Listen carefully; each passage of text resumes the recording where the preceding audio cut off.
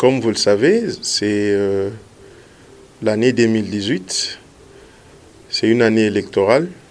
C'est une année dans laquelle le peuple congolais attend un changement radical parce que le pouvoir actuel en République démocratique du Congo a échoué dans la transformation de notre pays pour que le peuple puisse profiter de ses richesses. Au contraire, ils ont excellé dans la médiocrité, dans le banditisme politique.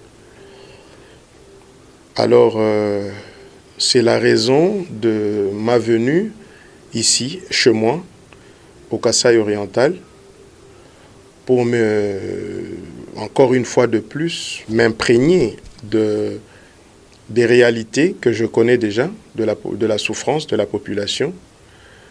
Cette ville qui m'a vu naître, cette province qui m'a vu naître, je suis venu dans le cadre d'une mission auprès de ma base, auprès de mon territoire, dans ma ville.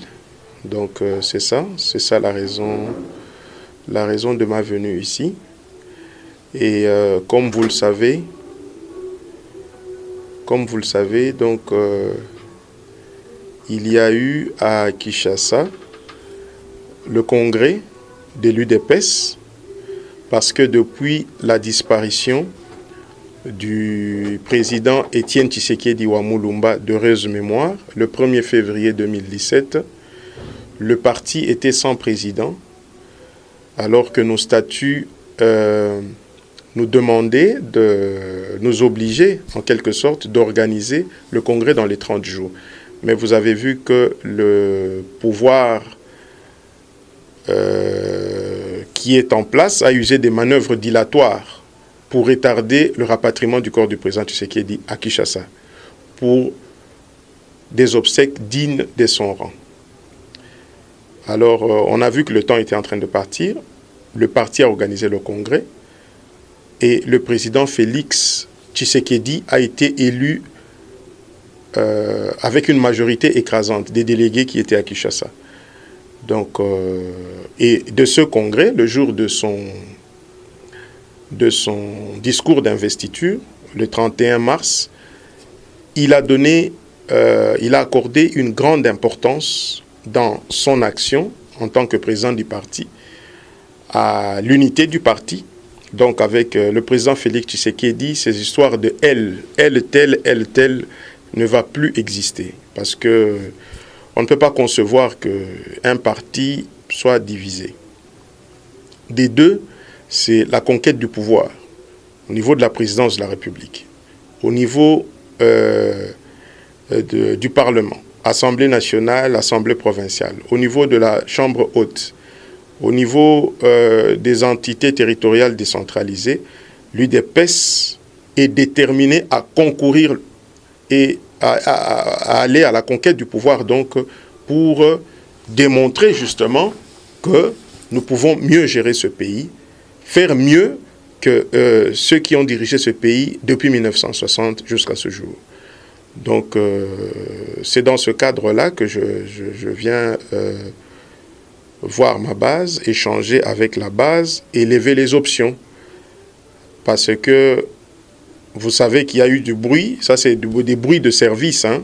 Quand on veut compliquer ou on veut perturber les gens, on lance des petits bruits comme quoi il y aura la nomination du président Tshisekedi à la primature. C'est faux.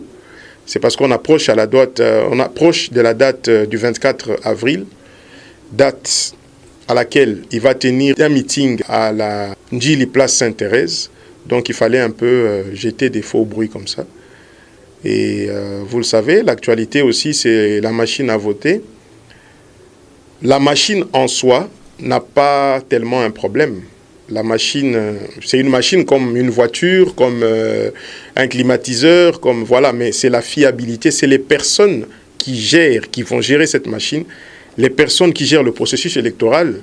Ce sont des personnes en qui nous n'avons pas confiance. Parce qu'en 2006, en 2007, en 2006 et en 2011, vous avez vu ce qu'ils ont fait. Donc, les machines, à mon avis, ça c'est mon avis à moi, qu'on ne dise pas que Eric a été donné une position. Non, ça c'est mon avis, nous sommes en démocratie. Les machines peuvent être certifiées par les experts internationaux et le fichier électoral peut être audité pour qu'il y ait transparence. Et on va aller aux élections avec des témoins, avec des experts, ça va très bien se passer. De ce point de vue-là, il n'y a aucun problème. Donc, c'est ça. Et ce que je voulais dire pour chuter, c'est que le Congolais en a marre de la classe dirigeante actuelle. Parce qu'on a pillé ce pays. Ce pays est saigné à blanc, à sang, par que ce soit le pouvoir provincial dans les provinces, comme à la tête du pays. Le pays est mal géré. Avec Félix Tshisekedi, à la tête de l'UDPS, nous luttons pour qu'il y ait véritablement un état de droit au Congo. Parce que quand il y aura un état de droit dans ce pays, tout va se faire automatiquement. Il y aura des investisseurs qui vont venir. Tout va se faire dans la transparence. Donc, c'est ça. Je reviendrai vers vous après ce que je suis venu faire. Il y aura un point de presse que mes services vont organiser et je répondrai à toutes les questions volontiers. Je vous remercie et que l'Éternel Dieu puisse vous bénir.